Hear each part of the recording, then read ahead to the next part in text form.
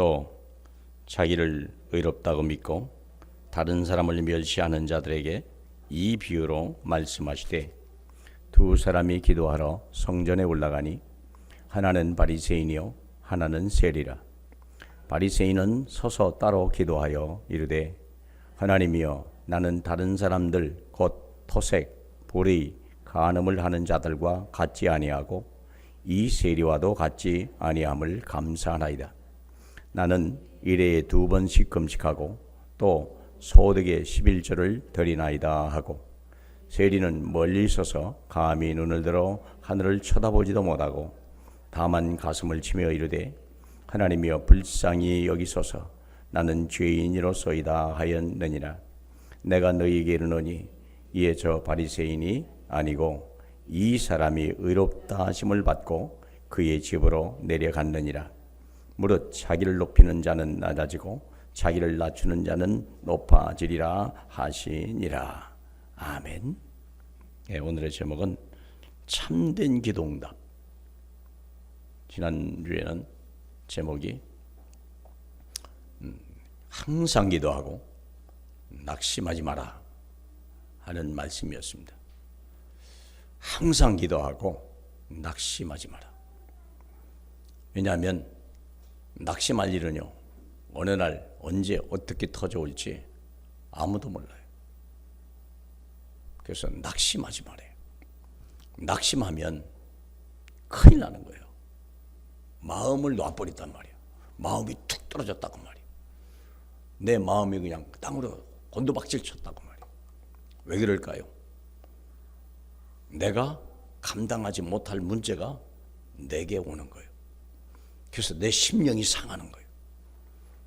사람에게 오는 문제는 내 마음이 상해버려요.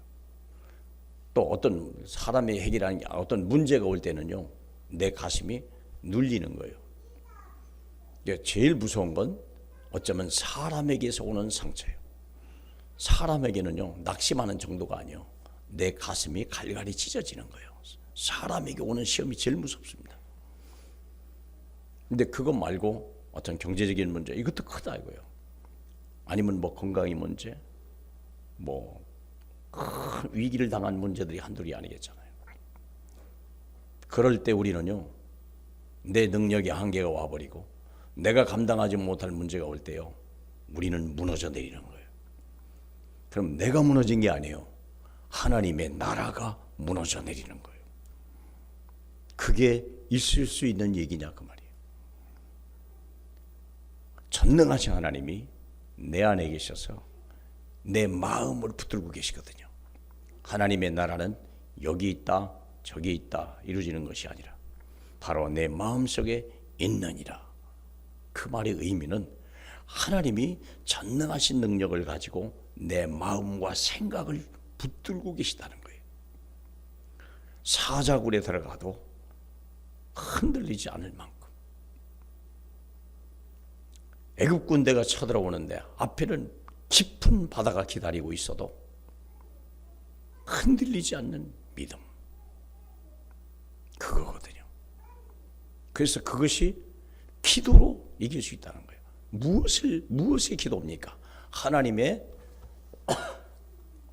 전능하신 능력과 나를 얼마나 사랑하시는지 나를 위해서 모든 것을 다 예비해 놓고 기도만 해라. 내가 다 해결해 주겠다. 항상 기도하고 낙심하지 마라. 그 얘기거든요. 그러면 낙심만 하지 않으면 내 인생은요 아무 문제 없이 전진해 나가는 거예요. 그렇죠. 길이 아무리 험해도 내 차가 튼튼하다면 내 차는 부서지지 않고 엔진은 강하다 그러면요 그것이 오히려 레저가 되는 거야. 레저. 좋은 차는 가지고요 막 바위도 올라가고 산도 올라가고요 강도 지나가고요 사막도 지나가요. 그 막 옆에서 보고 막 박수를 하고요 탄 사람은 막 희열을 느끼고요 막 자랑스럽고요. 아무리 아스팔트를 깔아놔도 차가 가다가 덜컹덜컹 사버렸다. 이건 창피한 거야. 다른 사람 가는 길 다 막고 앉았고 치울 수도 없고. 우리가 이런 인생이 되면 되겠냐 그 말입니다. 그래서 하나님은 내 마음이 그렇게 중요하다는 거예요. 하나님의 소원은 내게 있던 거예요.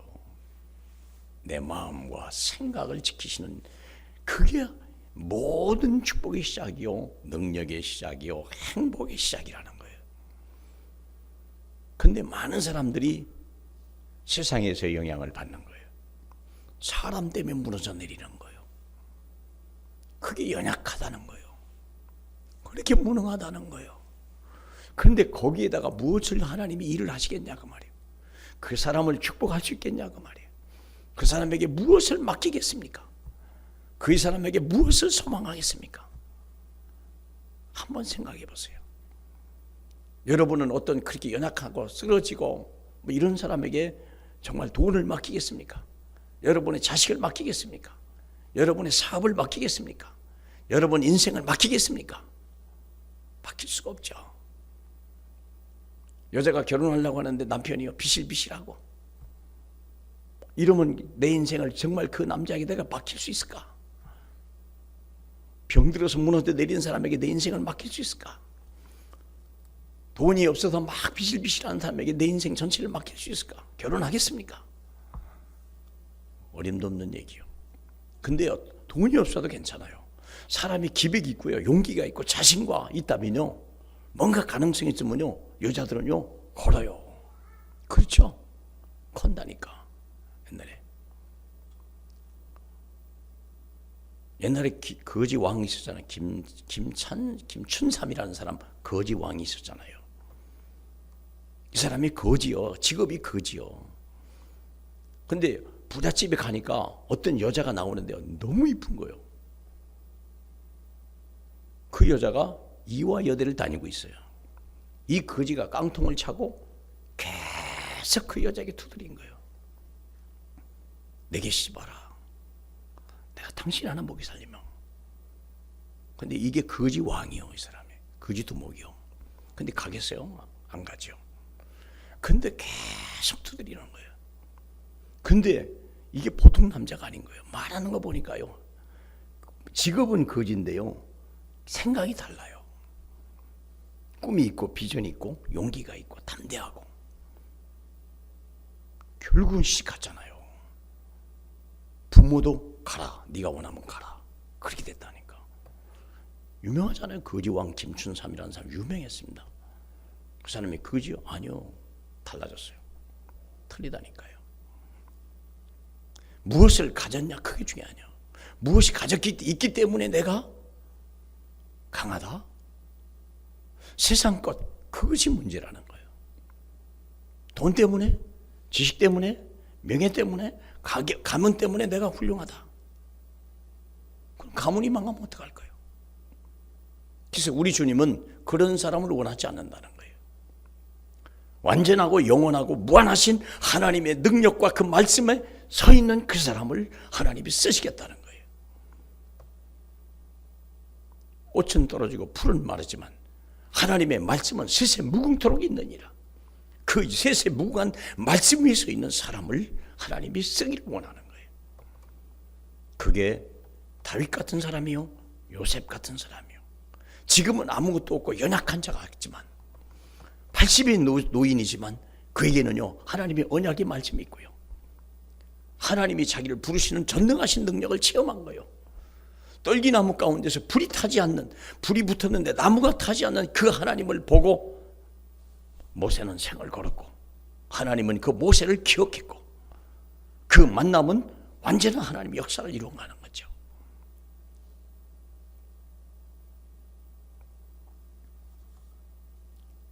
그래서 진짜 우리는 응답을 받는, 참된 기도응답을 받는 하나님의 사람으로 우리는 서야 될 줄로 믿습니다. 오늘 본문을 보면 우리 주님은 첫 번째 주제는 그래요. 자기를 의롭다고 믿는 사람, 자기를 의롭다고 믿는 사람. 왜 자기가 의롭습니까?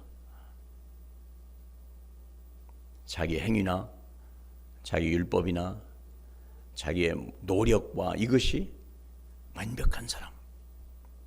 우리는 세상에 그런 사람을 훌륭한 사람이라고 얘기하죠. 성공을 해도 자수성가한 사람. 우리는 그 사람을 위대하다고 생각하죠. 그런데 하나님 보기에는요, 위험한 사람이라고 보는 거예요. 자기 노력으로 모든 걸 했다?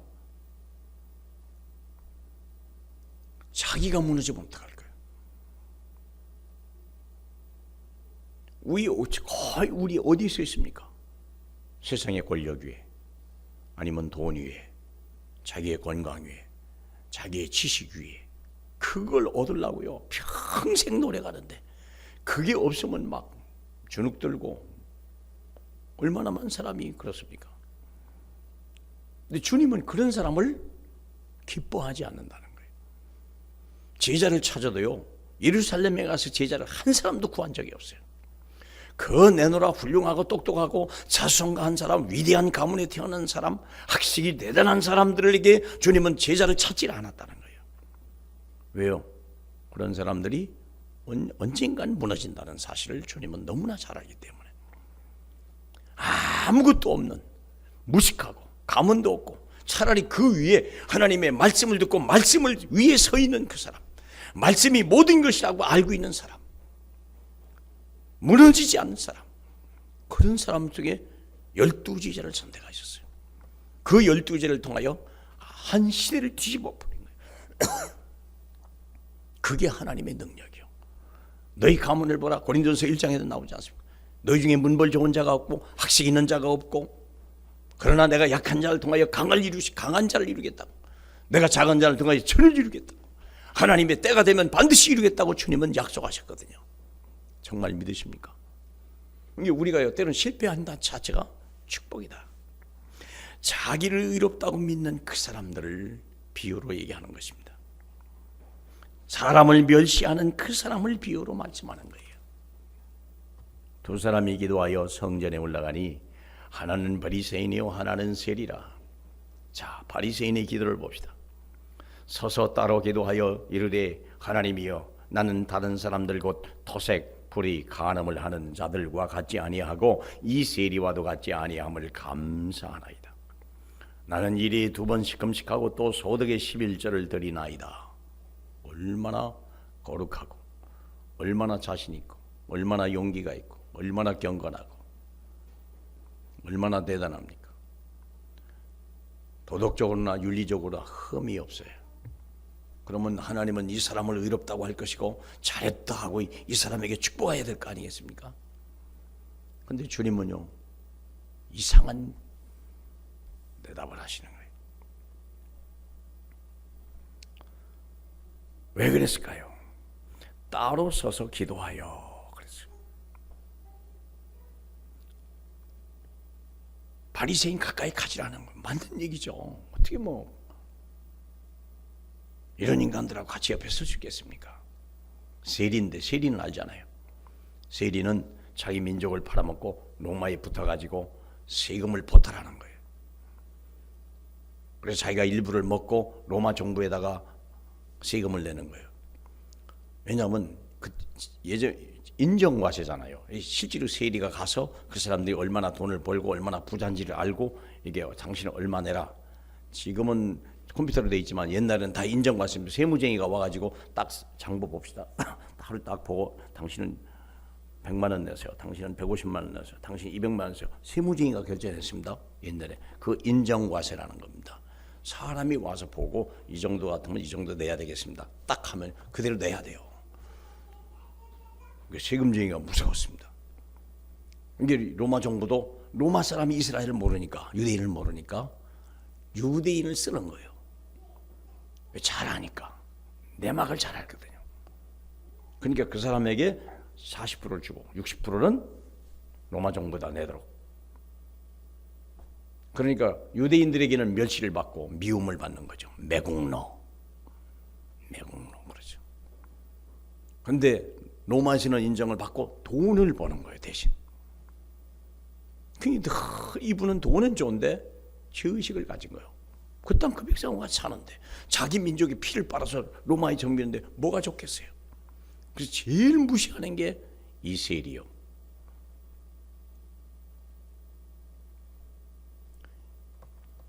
세리는 멀리 서서 감히 눈을 들어 하늘을 쳐다보지도 못하고 다만 가슴을 치며 이르되 하나님이여 불쌍히 여기소서 나는 죄인이로소이다.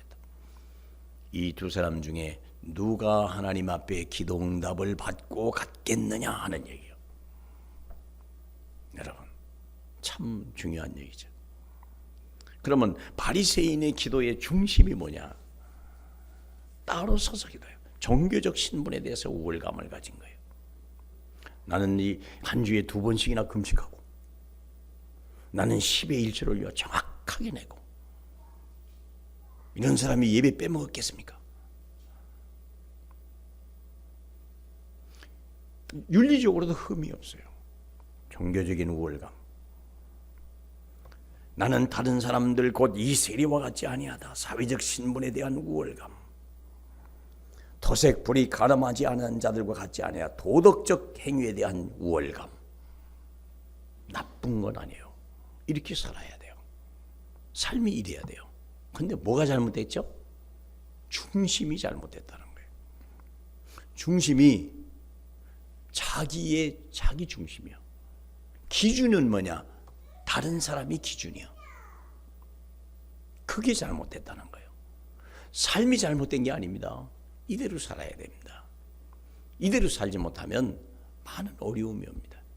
근데 왜 하나님 우리 주님은 이들이 기도를 듣지 않았을까? 중심이 하나님 중심이 아니고 자기 중심이고 모든 표준은 뭐냐? 옆에 사람이요. 나는 저 사람에 비교해서 나는 거룩하고 착하고 더 많이 하나님 앞에 더 경건했고 그랬거든요. 그럼 이 세리는요? 세리 기준은 어디입니까? 감히 하나님을 바라고 중심이 어디 있죠? 하나님이요. 그러면 이 세리는 하나님 중심으로 볼 때 뭘까요? 그렇지 않다는 거예요. 의인은 없나니 하나도 없습니다. 바로 그 중심이요. 뭘 모르는 거예요? 원죄를 모르는 거예요. 원죄를. 감히 눈을 들어 하나님은 쳐다보지 못한다. 하나님이 기준으로 이 사람은 세리는요 하나님이 기준이요. 사회적으로도 물론 감히 비교할 수도 없죠.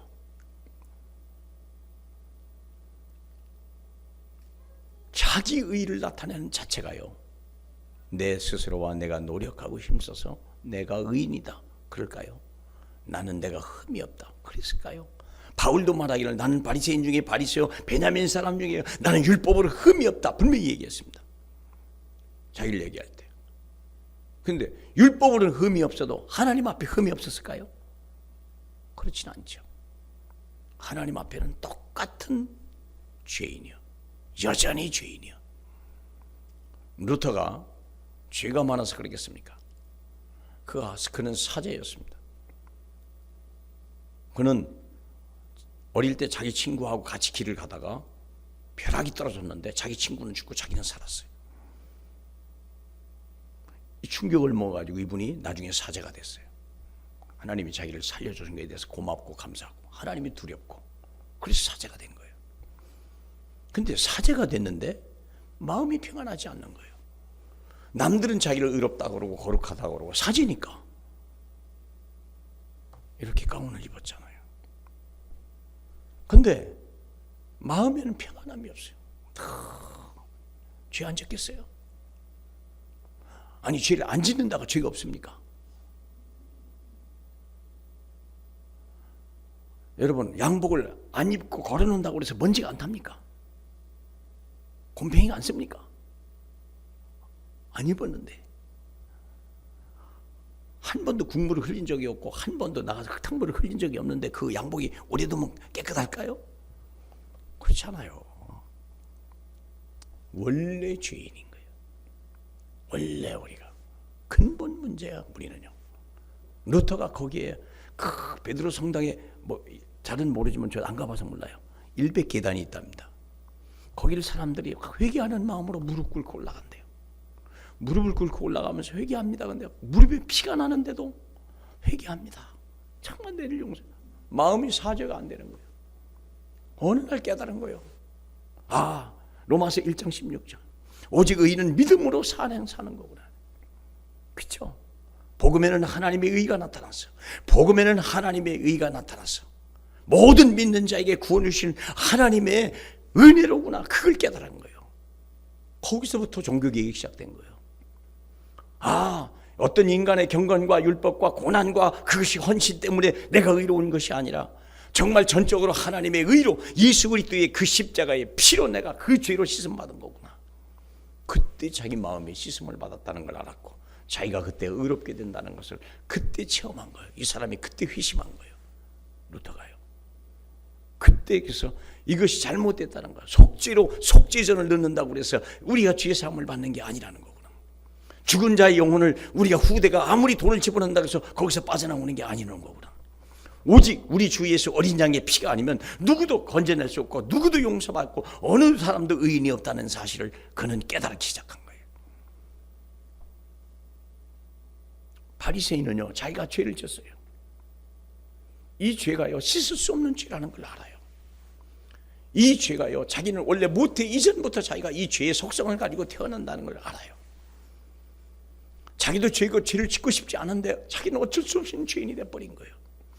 이 재앙과 이 죄의 심판을 하나님의 진노를 피할 길이 없다는 걸 아는 거예요. 고난을 통해서 문제를 통해서 그 얘기를 하고 있는 거예요. 바리새인은요 삶에서부터 원래 가문이 그렇게 경건하고 삶 자체가 그렇고 가문도 뭐 부족함이 없으니까 예, 바리새인들은 죄를 정말 경건하게 살면 죄를 지을 수 있는 기회도 별로 없는 사람들이에요. 돈이 부족합니까? 사회적으로 뭐 명성이 있는데 어쩔 면에서 이들은 더 진실할 수 있어요. 죄를 한 번도 지어본 적이 없다니까. 그러면 한 번도 태어나서부터 죄를 안 지면 그 사람은 죄가 없습니까? 아니에요. 그렇지 않아요.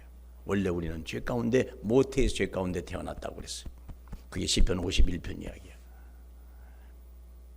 아, 이 사망의 몸에서 누가 나를 건져내려. 이게 바울의 로마 7장의 22절의 고백입니다. 이 사망의 몸에서 누가 나를 건져내려. 죄가 나를 이겨오는 것을 바울은 본 거예요. 내 속에 육신이 죄를 더 좋아한다는 사실, 하나님 말씀보다 죄를 더 좋아한다는 사실을 깨달은 거예요. 그것이 루터의 고백이고 바울의 고백이요. 이 사망의 몸에서 누가 나를 건져내라. 그러나 그리스도 예수 안에 있는 자는 정죄함이 없나니 이 생명의 성령의 법이 죄와 사망의 법에서 나를 해방케 하셨음을 나는 믿는다. 그때 참 자유요. 믿습니까? 세리는 주님을 발견한 거예요. 바리새인은 주님을 발견하지 못한 거예요. 자기 의에 서 있다는 것입니다. 가슴을 치며 이르되 하나님이여 나를 불쌍히 여기소서. 자기의 한계를 알게 되고 자기가 얼마나 정말 주님의 은혜가 없이는 구원받을 수 없다는 사실을 그는 깨달은 거예요. 탕자의 비유를 알지 않습니까? 탕자가 자기 아버지 분깃을 가지고 나갈 때요 아버지가요 안 줬어요? 아니요, 그냥 줬어요. 집을 나갈 때 쫓아갔어요? 아니요, 쫓아가지 않았어요. 늙어서 못 쫓아간 게 아니에요. 능력이 없어서 못 찾아간 게 아니에요. 스스로가 얼마나 무능한 존재인지를 깨달을 때까지는 돌아올 필요도 없다는 걸 알았고, 아버지를 떠나서는 아무것도 할 수 없다는 결론을 내는 것이 오히려 그게 축복이라는 것을 아버지는 알았기 때문에 아버지의 재산을 아버지 재산을 주었고 탕진할 때도 가만 놔뒀고, 더 이상 아무것도 할 수 없는 쥐업 열매를 맺고 더 이상 없을 때 돌아올 때까지 아버지는 인내하면서 기다린 거예요. 오히려 문제는 집안에 한 번도 타락하지 않고 아버지의 재산을 한 번도 흠내지 않은 그 큰 아들이 더 문제였다는 사실을 아시지 않습니까? 누가 누구를 정죄할 만큼 우리가 의인입니까? 누가 누구를 무시할 만큼 우리는 의인입니까? 그럴 수 없다는 거예요. 나는 죄인이로소이다. 진정한 자기를 발견한 거예요. 믿으십니까? 그러므로 두 번째, 인간의 의의를 버리라. 인간의 모든 의의를 버리라 그랬습니다. 내 노력으로 얻어졌다 있는 모든 명예나 권력과 이런 모든 것들이 다 내 인생 전체를 행복으로 끌고 가지 못한다는 것과 내 인생 전체를 보장하지 못한다는 사실을 다시 한번 확인해라 그 말이에요. 그리고 하나님이 허락지 않으면 그것조차도 너희는 얻을 수 없었다는 사실을 인정해라 그 말입니다. 얼마나 놀랍습니까? 여러분이 건강합니까? 관리를 잘해서 그렇습니까? 어떤 사람은 관리를 잘못해가지고 태어날 때부터 이상한 모습으로 태어났습니까? 그건 아니잖아요. 도덕과 윤리로 포장된 인간의 선함, 모든 종교가 그렇습니다. 유교, 불교, 천주교가 다 그렇습니다. 아무리 많은 선을 행할지라도 우리는요, 원죄를 씻을 수 없고 마귀의 운명에서 벗어날 길이 없다는 사실이에요. 오직 예수 그리스도의 그 피로만이 우리가 구원받을 수 있는 길이 열리는 거예요. 문제는 잎이도 아니고 나무로 말하면 나무의 문제는요, 이파리 좀 떨어지는 게 문제가 아니에요. 가지가 좀 꺾어지는 거 그렇게 중요한 문제가 아니에요. 그렇죠? 문제는 뭐냐? 뿌리가 썩어가면 이건 대책이 없는 거예요. 근데 마귀는 우리는 근본 문제, 이 뿌리에 큰 문제가 가지고 태어난다는 사실이에요. 영원히 쓸 수 없는 원죄를 가지고 태어난 거. 원히 우리가 이겨낼 수 있는 마귀를 이길 수 없다는 사실과 하나님의 진노에서 우리를 피할 길이 없다는 사실을 가지고 이 세상에 태어난 거예요. 그래서 우리는 예수 없이는요, 한시도 살 수 없는 거예요. 예수 믿는 게 취미가 안 맞아요. 시간이 없어요. 참 큰일 날 소리예요. 취미가 안 맞습니까?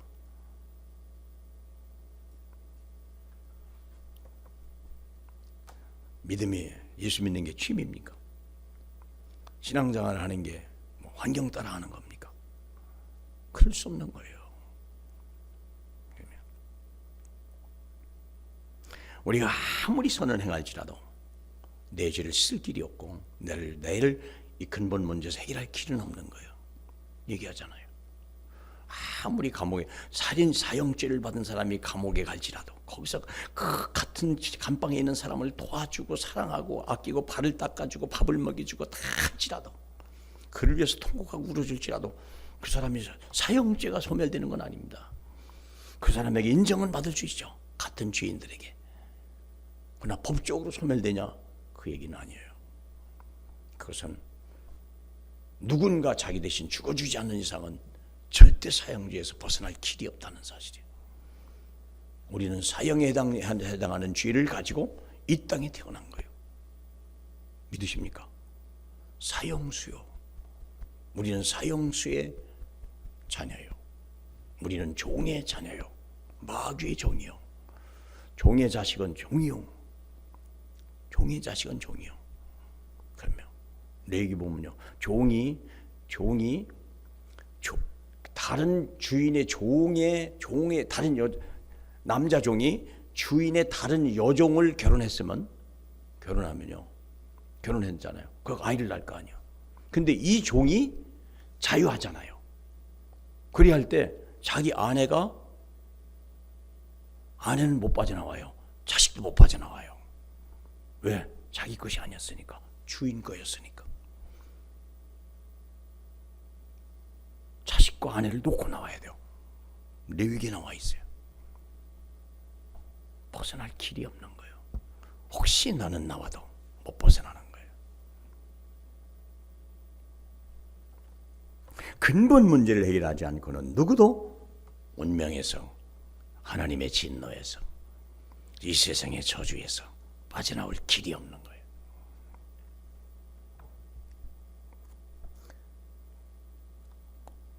감히 다른 사람과 비교할 그런 수준이 아니에요. 우리는요. 아무리 종교활동, 경건활동으로 인해서 우리가 위장된 거룩함을 가졌다 할지라도 그것이 나를 하나님 앞에서 의롭다고 인정할 수 있는 것은 아니고 진노가 피해가는 건 아니라고 말입니다. 인간적인 몸부림치는 회개를 할지라도 원죄와 자범죄를 씻을 수 일이 없고 지옥 심판을 면할 길은 없습니다. 철학적 학문과 종교적인 신념과 묵상을 천날을 할지라도 결코 구원의 길을 찾을 수 있는 지혜는 내게 없다고 하는 것입니다. 그래서 고린도전서 1장 21절에 하나님이 가장 미련한 방법, 전도라고 하는 방법을 통해서 우리에게 구원의 길을 열어가라는 거예요. 보내심을 받지 않는데 어찌 누가 전도자가 왔겠으며, 그렇죠? 전도자가 복음을 말하지 않는데 어찌 너희가 그 복음의 구원의 길을 열었겠느냐. 얼마나 놀라운 얘기요. 우리는요, 구원받지 않으면 안 될 수 있는 절망적인 인간이요. 잠시 잠깐의 성공, 잠시 잠깐의 선행, 그것이 내 인생 근본 문제를 해결할 수 없다는 사실을 우리는 알아야 돼요. 어느 누구도 하나님의 진노에서 자유로울 수 없고, 어느 누구도 마귀의 운명적인 선에서 우리가 자유로울 수가 없다는 거예요. 그러므로 우리는 오직 예수 그리스도, 그 은혜로만 우리는 구원을 받을 수 있는 것입니다. 그래서 세 번째 1번을 보면요, 인간의 불행과 행복은 소유나 능력에 있는 것이 아니다. 먼저 근본 문제를 해결하면 행복이 오는 것입니다. 여러분, 신명기 10장을 잠깐 볼까요? 신명기 10장을 잠깐 보세요.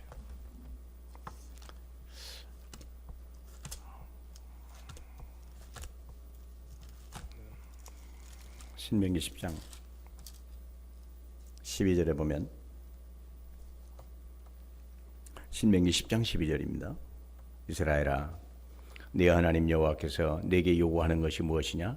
곧 네 하나님 여호와를 경외하여 그의 모든 도를 행하고 그를 사랑하며 마음을 다하고 뜻을 다하여 네 하나님을 여호와를 섬기고 내가 오늘 네 행복을 위하여 네게 명하는 여호와의 명령과 규례를 지킬 것이 아니겠느냐 하는 거예요. 우리는 행복이 내가 열심히 하고, 내가 착하고, 부지런하고, 공부 잘하면 내 행복이 될 것이고, 그러면 나는 좋은 신랑을 만나고 예쁜 아내를 만날 것이고, 나는요 정말 토끼 같은 아이를 낳아서 내 인생에 행복할 거야. 그런 착각 속에 우리는 인생을 시작한다는 거예요. 증거가 뭐냐? 공부를 못하면 꼭 불행해질 것 같은 생각이 들고, 꼭 내 불행은 저 인간 때문에 온 것 같은 착각이 들고, 그렇게 살아요. 다 저 사람 때문에 내 인생 망한 거야.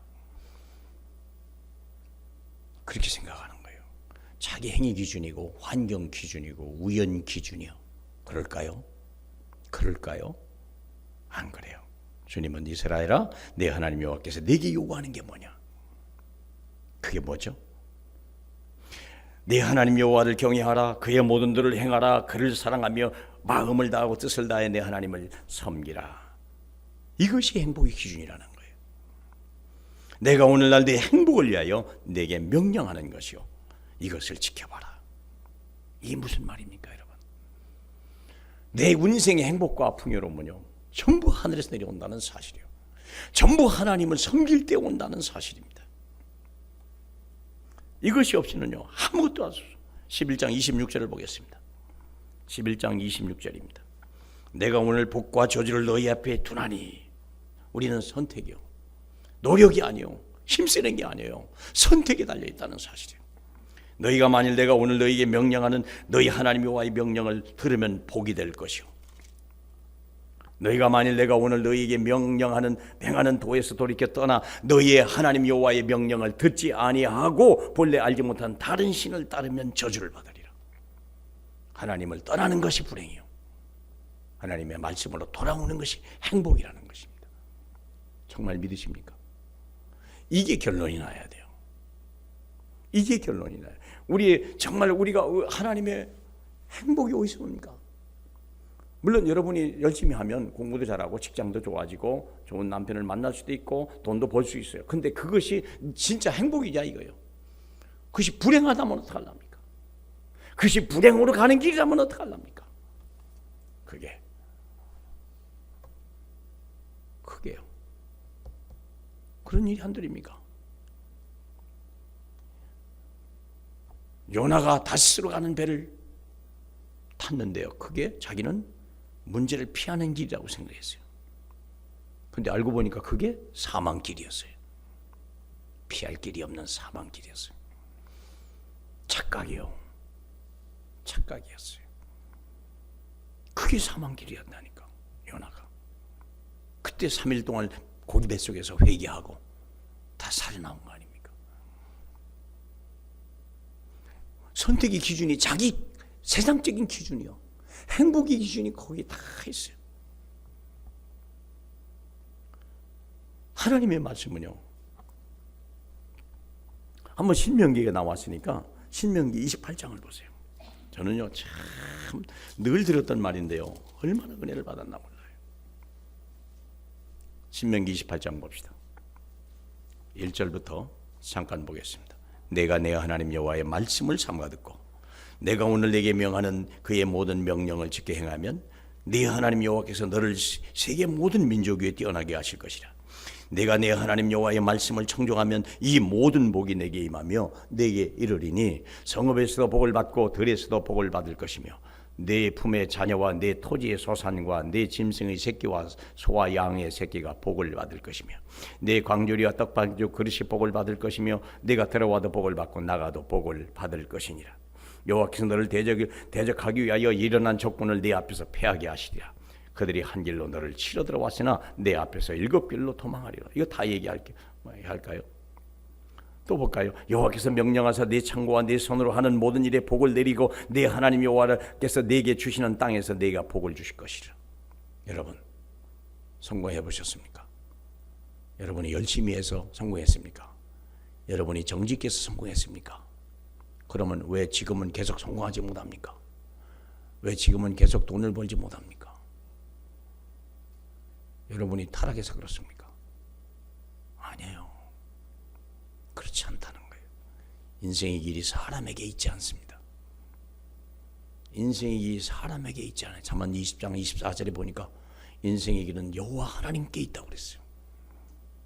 그것을 우리가 철저히 해야 돼요. 남들은 잘 가던데요, 예수 안 믿고도요.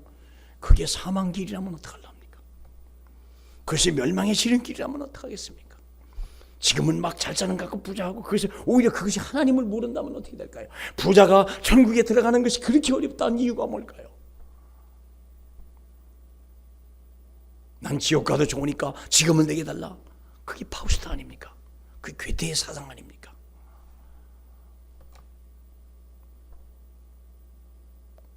그렇게 살랍니까? 괴테가 누구에게 있습니까? 아니, 괴테란다. 그렇죠? 파우스트가 결국 메피스토펠리스라고 하는 마귀의 손에서 아무도 못 벗어나는 거예요. 어느 날 때가 와버리잖아요. 어느 날 운명에 잡힌 거예요. 지금은 젊어지고 좋았고, 젊어진 게 화근이라면 어떡하십니까? 이상해서 묘약을 먹고 파우스트가 젊어져 버리잖아요.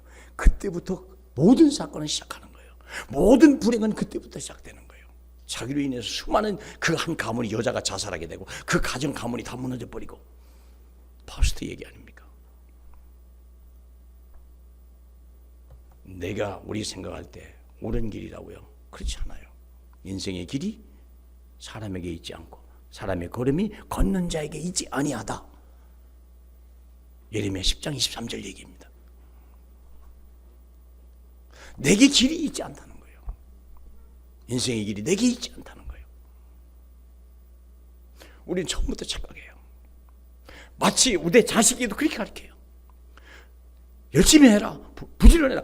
나쁜 건 그렇게 해야 돼요. 그러나 그것이 길은 아니에요. 그것이 도움이 되고 보조적인 역할을 하는 건 맞아요. 그것이 없으면 불편한 건 맞아요. 그러나 불편할 뿐이지 불행은 아니라는 거예요. 그것 때문에 멸망하지 않는다는 거예요. 진짜 행복은 어디에 와요? 하나님의 말씀을 준행하는 것에서 와요.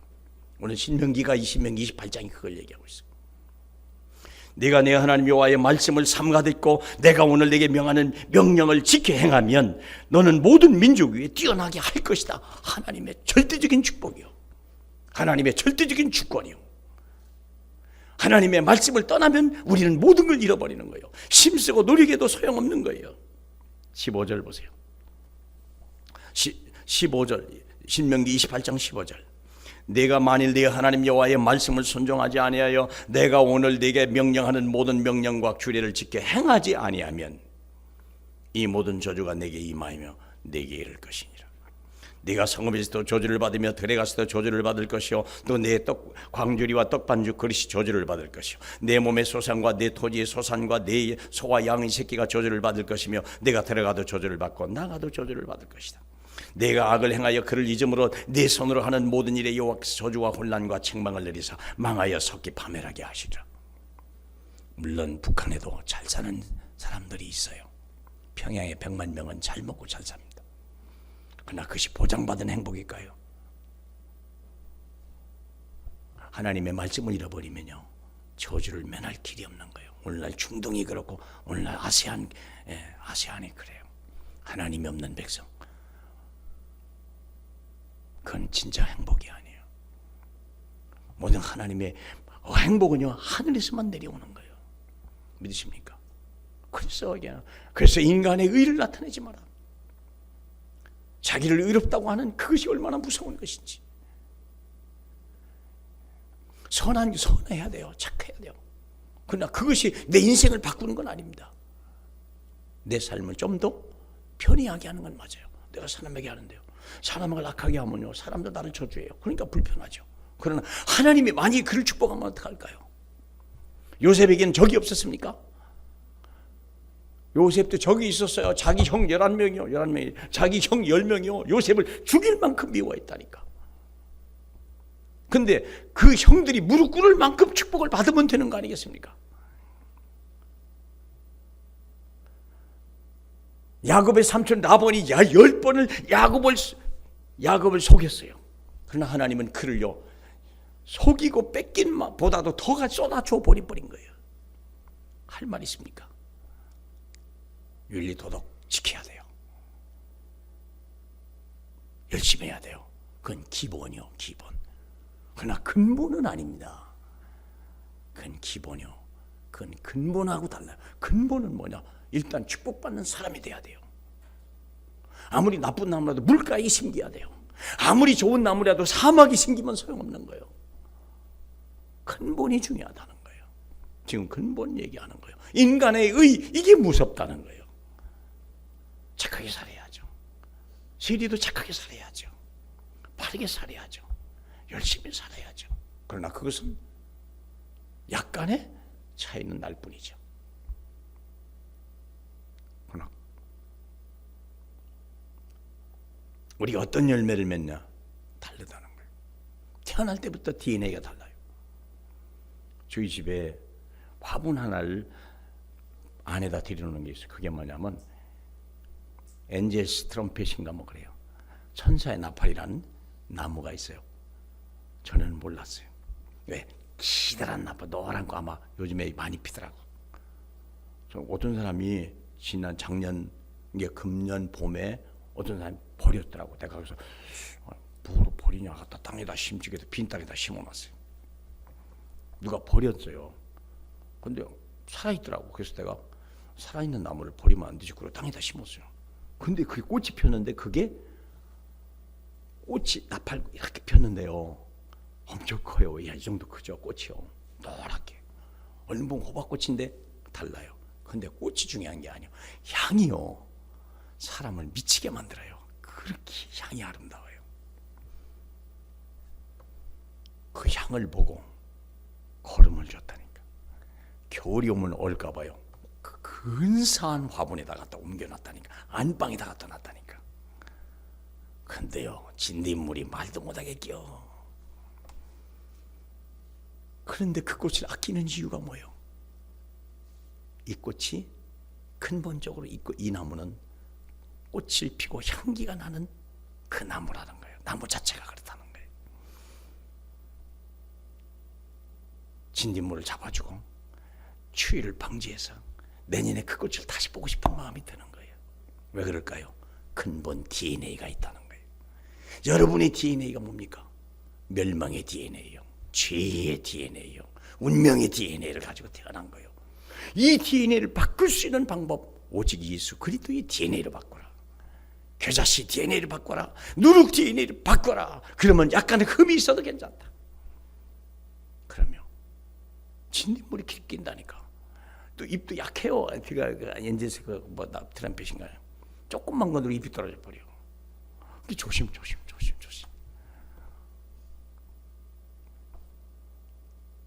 근본이 중요한 거예요. 그래서 하나님의 우리가 흑암의 권세에서 하나님의 아들의 나라로 우리를 옮겼느니라. 인간의 의가 아니요 하나님의 의요. 하나님의 내가 선하기 때문이 아니요 하나님이 우리를 선택했기 때문이요. 그렇죠? 우리가 신명기 7장이잖아요. 신명기 7장을 보세요. 뭐 신명기로 끝내야 되겠네. 신명기 7장 7절에 여호와께서 너희를 기뻐하시고 너희를 택하시면 너희가 다른 민족보다 수요가 많기 때문도 아니라 너희는 오히려 모든 민족 위에 가장 적으니라. 여호와께서 다만 너를 사랑하심으로 말미암아 너는 너희 조상들에게 행하신 맹세를 지키려 하심으로 말미암아. 하나님의 의라는 거예요. 하나님의 의 때문에 그렇다는 거예요. 자기의 권능의 손으로 너희를 인도하여 내시되 너희를 거종되었던 집에서 애굽 왕 바로의 손에서 속량하셨나니 그런즉 너는 알라. 오직 내 하나님 여호와는 하나님이시오 신실한 하나님이라. 그를 사랑하고 그 계명을 지킬 자에게는 천대까지 언약을 이행하고 인애를 베푸시느니라. 누구의 의입니까? 하나님의 의요. 누구의 약속입니까? 하나님의 언약이요. 우리의 결단도 아니요. 믿습니까? 우리의 행복과 불행이 어디 있는 것입니까? 절대적으로 하나님의 의에 있다는 사실, 하나님의 선택이 있다는 사실, 하나님의 우리 주 예수 그리스도의 구원에 있다는 사실입니다.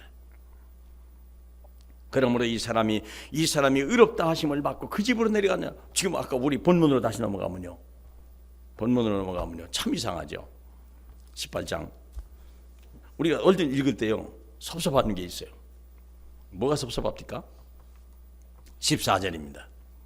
내가 너희에게 이르노니 이에 저 바리새인은 아니고 이 사람이 의롭다 하심을 받고 그의 집으로 내려갔느니라. 혹시 허전하거나 섭섭하거나 그런 생각 안 드세요?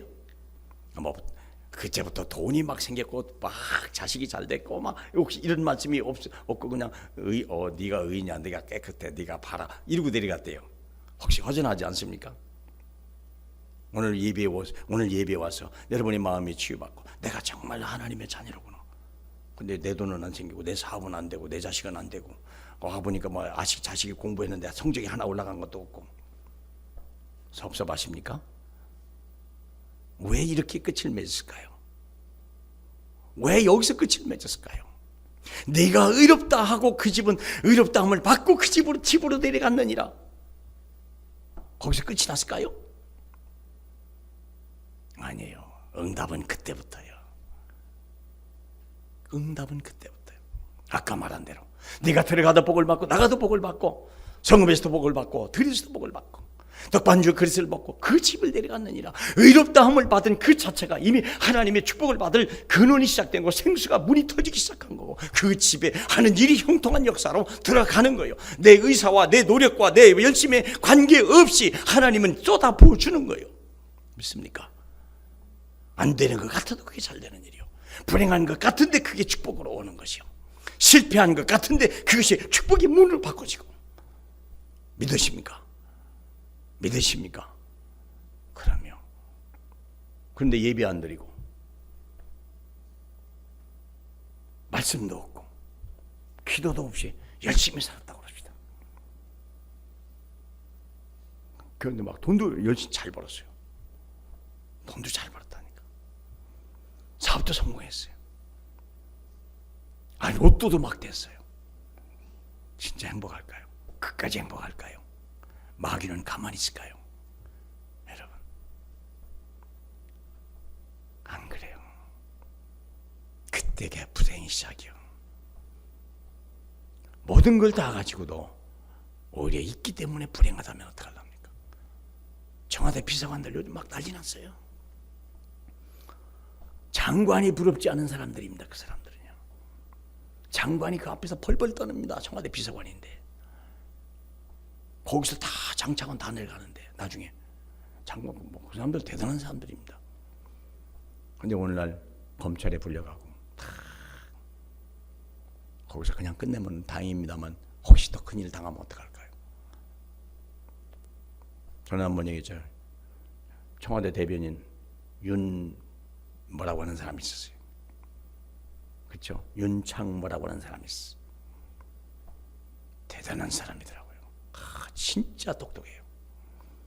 근데 그 사람이 청와대 대변인으로 발탁되고 나서 한 달도 안 돼가지고 미국 가가지고 이상한 짓 해가지고 쫓겨나 버렸어. 이제 TV도 안 나와요. 어느 누구도 그 사람을 불러주는 사람이 없고 그 사람을 쓰는 사람이 없어요. 옛날엔 텔레비도 나왔고요. 그 사람의 말에 귀를 기울이는 사람이 한둘이 아니었는데 그게 성공입니까? 진정한 성공입니까? 진정한 행복입니까? 아니에요. 하나님이 의롭다 하심을 받고 그 집으로 내려갔느니라. 이게 하나님의 축복이요. 하나님이 그 하는 일마다 형통하고 축복하는 거예요. 믿으십니까? 하나님 앞에 인정받는 사람이 의인이요 하나님의 그때부터 모든 축복은 시작되는 것입니다. 너희는 먼저 그 나라와 의를 구하라. 이 말이 무슨 말인지. 그리하면 이 모든 것을 내가 너희에게 더하여 주시리라. 하나님의 의를 구하는 사람 믿습니까? 그래서 마지막 결론같이 얘기합니다. 자기를 낮추는 자가 자를 축복하신다. 주님이 얘기합니다. 그리고서 결론이요. 무릇 자기를 높이는 자는 낮아지고 자기를 낮추는 자는 높아지죠. 스스로 할 수 있는 게 뭐냐? 우리는 나 스스로 높일 수가 있어요. 내 스스로가 나를 높여갈 수가 있어요. 그만큼 우리는 대단한 인물이요. 그러나 그것이 결국은 재앙이요. 그것이 문제가 된다는 것입니다. 왜? 그 높임이 완전하지 않다는 거예요. 그 높임이 보장받지 못한다는 거예요. 그 높임 속에 수많은 경쟁자들과 수많은 악한 자들과 수많은 악한 마귀의 이 시험들이요. 결국은 무너져 내릴 수밖에, 비참한 최후를 맞이할 수밖에 없다는 거예요. 미리 아시길 축복합니다. 그러나 하나님이 세우시면 그렇죠. 자기를 낮추는 자, 나를 더 겸손하고 더 진실하고 더 낮아서 하나님의 의를 구하고 사람을 높이는 사람, 인정해 줄 사람, 사람을 세우려고 하고 사람을 뭔가 이렇게 인정해 주고 존경해 주는 그런 사람, 그런 사람은 하나님이 축복한다는 거예요. 마태복음 6장 1절에 사람에게 보이려고 그 사람 앞에서 너희의 의를 행치 않도록 주의하라. 그리하지 아니하면 하늘에 계신 너희 아버지께서 상을 받지 못하느니라. 그랬어요. 사람이 내가 얼마나 착한 줄 알아? 내가 얼마나 능력인 줄 알아? 내가 얼마나 대단한 사람인 줄 알아? 자기를 높이는데 어느 날 무너져 버리면 어떡할 거예요? 그렇죠? 조현아? 예, 대단하죠. 난 그분을 몰랐어요. 근데 딱 TV 나오는데 보니까 몸 하나 이게 왜 있잖아, 막 몸에 밴 그거 있잖아요. 그거 딱 보니까 아이고 대단하다. 참 그 옆에 있는 사람들이 고생 꽤나 했겠다. 태어날 때부터 그런 가문에 태어났는데 뭐가 굽힐 게 뭐 있고요. 근데 이런 일을 당한다니. 뭐 그렇다고 해서 뭐 집안 망하는 건 아니겠지만 그 정도 수준에서 미리 자기가 자기를 발견했기 다행이지. 만일에 사장이 돼서 그랬으면 어떻겠을까요? 참나, 그래서 내가 다행이다. 그 사람 언젠가 사장 되겠죠. 근데 지금 자기를 발견하게 하고 자기를 찾을 수 있다는 게 얼마나 감사한 얘기냐. 그렇죠. 아마 굉장히 큰 경험을 얻었을 거예요. 자기 아버지까지 나와서 막 사과할 정도였으니까. 오히려 축복이다. 그 사람에겐 그게 축복이다. 자기 길을 나타내지 않도록 조심하라. 인간의 자기 위해 우리가 열심히 해야 돼요. 그거 해야 돼요. 부지런해야 돼요. 정직해야 돼요. 그러면 신앙생활도 잘해야 돼요. 금식도 해야 되고 11조도 내고요. 예배도 잘 드려야 돼요. 그러나 그것이 네 의가 아니라는 거예요. 하나님 앞에 의로 인정받는 것이 중요하다는 거예요. 하나님 앞에 축복을 약속으로 받는 게 더 중요하다는 거예요. 하나님이 손에 붙들고 있는 그 사람이 더 중요하다는 거예요. 그러면 남을 멸시하지 마라. 갈라디아 3장 28절에 너희는 유대인이나 헬라인이나 종이나 자유인이나 남자나 여자나 다 그리스도 예수 안에서 하나이니라. 이 말을 가지고 한 시대를 움직였던 분이 있어요. 누구죠? 에이브라함 링컨. 에이브라함 링컨이요, 이 말씀을 가지고 남북 전쟁을 벌이고 흑인 노예 그걸 한 거 아닙니까? 하나님 왜 아무리 봐도 경제적으로나 여건이나 환경으로 보면요, 노예를 인정하지 않을 수밖에 없어요. 자체가 그랬다니까. 남부는 농장인데요, 일꾼이 없이 어떻게 합니까? 오늘날 우리가 외국 노동자가 170만이라잖아요. 170만 명의 노동자가 우리 외국인이 나가버리면 한국은 어떡합니까? 그렇죠. 나가라 갖고 외국인 나가라, 외국인 노동자 나가라. 나가면 어떻게 170만의 자리가 그걸 누가 채워요? 못 채우죠. 우리 한국 사람이 못 채운다니까. 한국 사람은 그 일을 죽어도 안 해요. 3D인데 그게. 에이브라함 링컨이요, 흑인 노예가 필요하지만 그러나 그들의 인권은 살려야 된다는 거예요. 노예가 필요 없다는 게 아니에요. 노동력이 필요 없다는 게 아니에요. 그의 인권은 하나님 앞에서 동일하다는 거예요. 그래서 그 전쟁을 하나님이 승리하게 만들어줬잖아요. 그러므로 아무 빌립보서 2장 3절에 아무 일이든지 다툼이나 허용으로 하지 마라. 오직 겸손한 마음으로 각각 자기보다 남을 낮게 여기라. 너희 안에 이 마음을 품어라. 곧 그리스도 예수의 마음이니라. 높을수록 겸손하고 다 한다면 하나님이 더 주의 날 높이는 사람들이 계속. 네. 그리고 하나님의 은혜를 맡은 청지기 같이 서로 봉사하라. 이것만 하고 마치도록 하죠. 우리 베드로전서 4장 하나만 보고 마치도록 하겠습니다. 베드로전서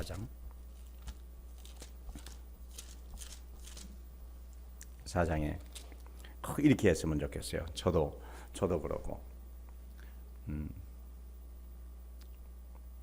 4장 9절 보면 베드로전서 4장 9절입니다. 서로 대접하기를 원망 없이 하고 각각 은사를 받은 대로 하나님의 여러 가지 은혜를 맡은 선한 청지기 같이 서로 봉사하라. 우리는 뭐라고요? 소유자가 아니요, 우리는 청지기요, 매니저요. 선한 청지기 같이 서로 봉사하라. 만일 누가 말하려면 하나님의 말씀을 하는 것 같이 해라. 자기 성질대로 하지 말라고 말이에요. 자기 감정대로 하지 말라는 거예요. 하나님의 말씀을 하는 것 같이 하라. 또 누가 봉사하려면 자기 힘으로 하지 말아요. 자기 의로 하지 말라는 거예요. 하나님이 공급하시는 힘으로 하는 것 같이 하라. 그래야 우리가 더 큰일 하시죠. 이는 범사에 예수 그리스도로 말미암아 하나님이 영광을 받으시게 하려 합니다. 결국 누구의 영광을 받아야 돼요? 내가 영광을 받는 게 아니에요. 하나님 앞에 영광을 돌릴 수 있도록, 저분은 정말 하나님이 하신 일이구나, 하나님이 저분을 붙들고 있구나, 그것이 느껴져야 되겠죠. 그렇게 보여야 돼요. 저 사람은 원래 그래, 저 사람은 똑똑하고, 저 사람 원래 훌륭하고, 저 사람 공부, 누구의 영광이야? 주님이 들어갈 자리가 없네. 그렇죠. 그래서 때로는 약간 실수를 잊는 것도 나쁜 것이 아닙니다. 오직 예수, 오직 세계복음화. 하나님은 우리를 땅끝까지 증인으로 세우실 계획을 가지고 오늘도 역사할 줄로 믿습니다. 하나님 감사합니다. 참된 기도 응답을 받아가는 저희 되게 하소서. 주님의 의만 나타나게 하소서. 우리는 주님을 떠나서 아무것도 할 수 없다 하는 하나님의 그 진실을 발견하게 하시니 감사합니다. 우리는 다만 돌아온 탕자일 뿐입니다. 주님이 우리를 받으신 것만 해도 감사하나이다. 주님을 위하여서 우리의 남은 삶을 드리고 우리의 목숨을 드리고 온몸을 드려도 아깝지 않은 하나님의 구원받은 백성임을 감사합니다. 주님의 영광만 나타나고 주님의 나라만 이 땅에 이루어지게 하옵소서. 예수님 이름으로 기도하옵나이다. 아멘.